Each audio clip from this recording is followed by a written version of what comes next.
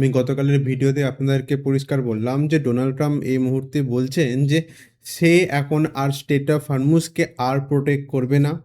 তিনি বলেন যে তারা স্টেট অফ হরমুজ ছেড়ে চলে যাবেন এবং যাদের তেল সেই স্টেট অফ হরমুজ থেকে পাস হয় তাদেরই কাজ সেটাকে প্রোটেকশন দেওয়ার। আর আজকে দেখুন ডোনাল্ড ট্রাম্প কি বলছেন। আমি প্রথমে এই টুইটটার উপরে একটুখানি ফোকাস করতে বলবো, যেখানে তিনি বলছেন, if Iran doesn't fully open without threat the Strait of Hormuz within 48 hours from this point, in the time the United States of America will hit and obliterate their various power plant, starting with the biggest one first. এবার এখন Donald Trump বলছেন, মানে আজকের এই ঘটনাটা, যে যদি state of Hormuz Iran 48 আওয়ার্সের মধ্যে যদি পুরোপুরি ওপেন না করে দেয় এবং সেখান থেকে যদি কোনো জাহাজ পাস করতে না পারে, তাহলে আমেরিকা ইরানের যে পাওয়ার প্ল্যানগুলো আছে তার ওপর অ্যাটাক করতে শুরু করে দেবে। আমি প্রথমে বলে রাখি যে যে কোনো যুদ্ধে কিন্তু কিছু কিছু নিয়ম থাকে, আর সেই খুবই গুরুত্বপূর্ণ নিয়মগুলোর মধ্যে একটা নিয়ম হচ্ছে যে কোনো দেশের পাবলিক যে স্ট্রাকচারগুলো আছে সেগুলোকে হিট করা যায় না। যেমন এখানে পাওয়ার প্ল্যান্ট, এই পাওয়ার প্ল্যান্টগুলো কিন্তু পুরোপুরি ইরানের যে সাধারণ জনগণ তাদেরকে পাওয়ার প্রোভাইড করছে, মানে ইলেকট্রিসিটি প্রোভাইড করছে। তাই একটা দেশ তাদের পাওয়ার প্ল্যান্টকে টার্গেট করতে পারে না। এখানে আমেরিকা বলছে তো ইরানকে যে তাদের পাওয়ার প্ল্যানকে অ্যাটাক করবে। এবার এই কিছুদিন আগে রাশিয়া যখন ইউক্রেনের সেম পাওয়ার প্ল্যান্টে অ্যাটাক করার কথা ভাবছিল, তখন কিন্তু এই আমেরিকায় রাশিয়াকে তখন উল্টোপাল্টা কথা বলছিল যে রাশিয়া যুদ্ধের কোনো নিয়ম মানে না। আর এখন তাহলে আমেরিকা কি করছে? তার ওপর আমেরিকার এই ধরনের স্টেটমেন্ট আসার পর কিন্তু ইরান তাদের বক্তব্য একদম স্পষ্ট করে দিয়েছে। ইরান কি বলছে জানেন? ইরান এখানে পরিষ্কার বলছে যে যদি আমেরিকা এই ধরনের কোনো কাজ করে, মানে তাদের পাওয়ার প্ল্যান্টকে যদি তারা অ্যাটাক করে, তাহলে কিন্তু ইরান যে আমেরিকার যে বেস যে যে জায়গাগুলোতে আছে গালফ কান্ট্রিতে, যেমন কুয়েত, সৌদি আরবিয়া, কাতার, এইসব জায়গাতে কিন্তু ইরান অ্যাটাক করতে শুরু করে দেবে। এবং সেখানে কিন্তু শুধুমাত্র এনার্জি প্ল্যান্টে অ্যাটাক করবে না, তারা তারা অ্যাটাক করবে ইনফরমেশন টেকনোলজি ডিস্ট্যালাইজেশন প্ল্যান্ট, যেটা খুবই কিন্তু ইম্পর্টেন্ট যে কোনো গালফ কান্ট্রির জন্য। আমি এর আগেও আপনাদেরকে বলেছি যে এই যে গালফ কান্ট্রিগুলো আছে এরা কিন্তু পুরোপুরি নির্ভরই করে আছে ডিস্যালাইজেশন প্ল্যান্টের ওপর। এখন যদি আপনারা বলেন যে তাহলে ডিস্যালাইজেশন প্ল্যানটা আসলে কি, একদম যদি আমি পাতি কথায় বলি, তাহলে এই প্ল্যানগুলো কিন্তু সমুদ্রে যে নোনতা জলগুলো আছে সেগুলোকে মিষ্টি জলে কনভার্ট করে তাদের জনগণকে সরবরাহ করে। এবার আপনারা একবার ভেবে দেখুন, এই রেগিস্তানের মধ্যে যদি তারা জলই না পায় তাহলে বেঁচে থাকবে কি করে? আর ইরান এই কথাটা এমনিতে কিন্তু হাওয়াতে বলছে না, কেননা গতকাল রাতের বেলাতে কিন্তু ইরান ইসরায়েলের সবথেকে সিকিউর যে বেসগুলো আছে, মানে জায়গাগুলো আছে, তাদের মধ্যে একটা জায়গাতে অ্যাটাক করে। আর এমন নয় যে অ্যাটাকটা ফেল হয়ে যায়, অ্যাটাকটা সাকসেসও হয়। জানা যাচ্ছে যে ডিমোনা অ্যান্ড রাহাদ, এই দুটো জায়গাতে ইসরায়েলের যে নিউক্লিয়ার ফেসিলিটিগুলো আছে, যেখানে তারা নিউক্লিয়ার ওপেন তৈরি করার জন্য যাবতীয় পর্যবেক্ষণ করে থাকে, সেখানে কিন্তু তারা অ্যাটাক করে এবং এর ফলে 100রও বেশি মানুষ কিন্তু আঘাত হয়ে গেছে। এটা এখনো পর্যন্ত পুরোপুরি কাউন্ট করা হয়নি, হয়তো যত সময় যাবে এই নাম্বারটা হয়তো বাড়তে পারে। এবার এটা কেন চিন্তাদায়ক বলুন তো? প্রথমত হচ্ছে, যদি ইসরায়েলের সবথেকে সিকিউর জায়গাগুলোর মধ্যে যদি ইরান এইভাবে অ্যাটাক করতে পারে, তাহলে এটা পরিষ্কার বোঝাচ্ছে যে ইসরায়েলে যে মিসাইল ডিফেন্স সিস্টেমগুলো আছে সেটা কিন্তু আর ইরানের ক্ষেত্রে কাজ করছে না। এবার যদি ইসরায়েলের এই ডিফেন্স সিস্টেমই ইরানের এই মিসাইলগুলোকে আটকাতে না পারে, তাহলে আপনারা একবার ভেবে দেখুন, যদি আমেরিকা ইরানের ওপর অ্যাটাক করে 48 আওয়ার্সের পর, তাহলে এই যে গালফ কান্ট্রিগুলো আছে তাদের তাহলে কী অবস্থা হবে? তাদের শুধুমাত্র কিন্তু পাওয়ার স্ট্রাকচারগুলোতে তারা অ্যাটাক করবে না, তারা কিন্তু আইটি সেক্টর, ডিস্যালাইজেশন প্ল্যান, যেটা কিন্তু খুবই ইম্পর্টেন্ট তাদের জন্য, এইসব জায়গাতেও কন্টিনিউ অ্যাটাক করবে।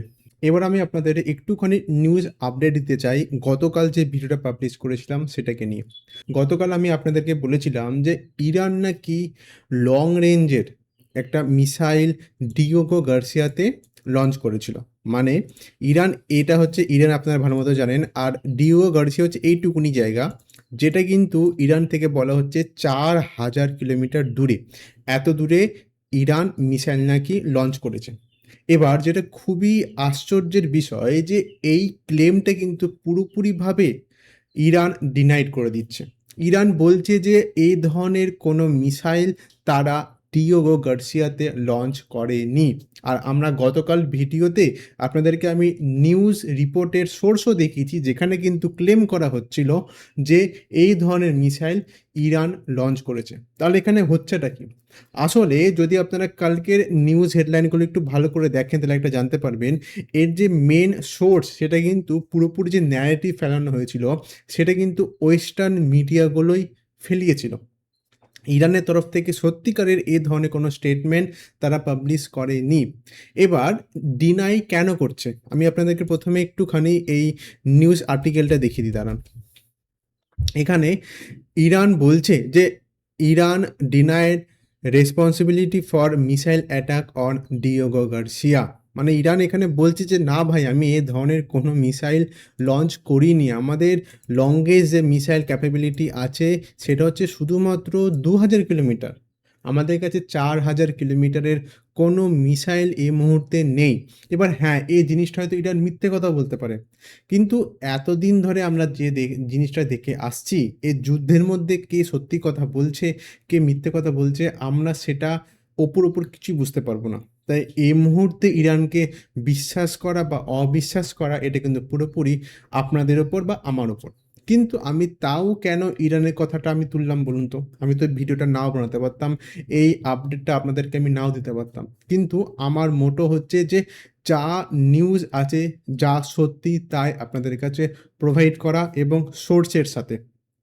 এবার যদি ইরান সত্যিকারের এই ধরনের মিসাইল উৎক্ষেপণ না করে থাকে তাহলে আমেরিকা এই ধরনের ন্যারেটিভ কেন ফেলাতে যাবে? এটা তো একটা একদম সাধারণ জেনুইন কোশ্চেন। এর পেছনে বন্ধুরা কারণ আছে। আমেরিকার, আচ্ছা দাঁড়ান, আমি এর আগে আপনাদেরকে আর একটা নিউজ আর্টিকেল প্রথমে দেখিয়ে দিই, তাহলে আমি যেটা বলবো আপনারা আরও ভালো মতো বুঝতে পারবেন। আমেরিকার এটা হচ্ছে ইউএস কাউন্টার টেররিজমের চিফ, এই মানুষটা, ঠিক আছে? এ কিন্তু রিজাইন করে দিয়েছে। সে বলছে যে সে রিটেলাইজেশনকে ফিয়ার করছে কিন্তু হ্যাজ নো রিগ্রেট। এ পরিষ্কার বলছে যে ডোনাল্ড ট্রাম্প এই যুদ্ধের যে ঝাঁপিয়ে পড়েছেন এর পেছনে কোনো ধরনের মানে মোটিভ তাদের ছিল না। মানে জেনুইন কোনো কারণ না থাকা সত্ত্বেও ডোনাল্ড ট্রাম্প জোর জবরদস্তি এই ইরান ওয়ারে ঝাঁপিয়ে পড়েছে, যার ফলে এ পুরো বিশ্বকে এখন সাফার করতে হচ্ছে, যার ফলে বিশ্বের 1/5 তেল পুরো আটকে গেছে। আর এর পেছনেই কিন্তু, আর এই কারণে কিন্তু স্টেট অফ হরমুজকে যখন ডোনাল্ড ট্রাম্প বলছেন তাদের অ্যালাইজদের মানে নেটোর কাছ থেকে যখন ডোনাল্ড ট্রাম্প সাহায্য চাইতে যাচ্ছেন তখন কিন্তু আর তারা সাহায্য করতেও আসছে না।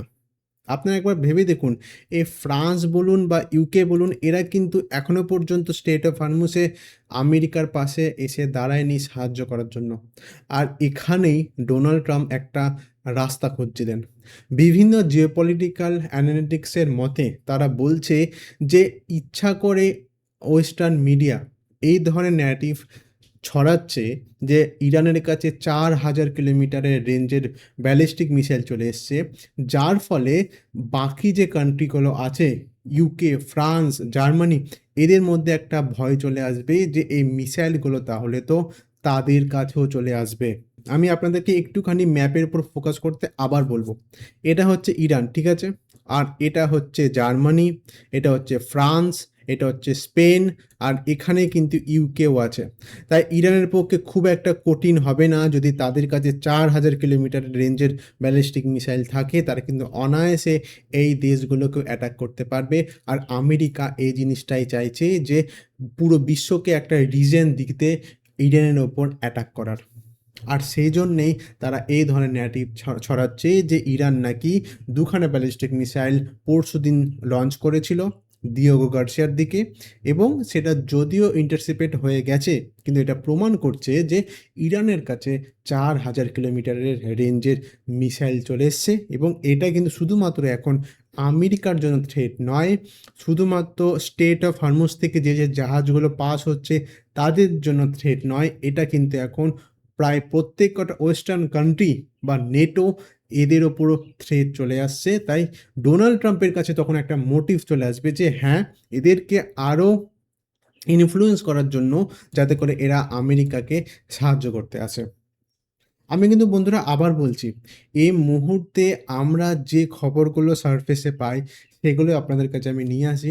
তো এটা যে একদম জেনুইন হবে এটা আমার পক্ষে বলা কখনোই সম্ভব নয়, কিন্তু আমি এটা আপনাদেরকে শেয়ার করতে পারি, যদি কোনো নিউজ সত্যি যদি এসে থাকে তার আমি মানে যাচাই করে পরবর্তীকালে আবার আমি আপনাদের কাছে নিয়ে আসতে পারবো যে হ্যাঁ, আগের নিউজটায় কিছু গণ্ডগোল ছিল। আমি তাই আপডেটেড ভিডিওর মাধ্যমে আপনাদের কাছে আমি সঠিক ইনফরমেশন পৌঁছে দেওয়ার পুরো চেষ্টা করব। কেননা যুদ্ধের মধ্যে বন্ধুরা যে সঠিক ইনফরমেশনের থেকে কিন্তু যেগুলো নকল ইনফরমেশন সেগুলো কিন্তু বেশি তাড়াতাড়ি ছড়িয়ে যায়। আপনারা যদি এতক্ষণ পর্যন্ত আমার ভিডিও দেখে থাকেন তাহলে অসংখ্য ধন্যবাদ। আবার আমি নতুন এক ইম্পর্টেন্ট ভিডিওর সাথে হাজির হয়ে যাব।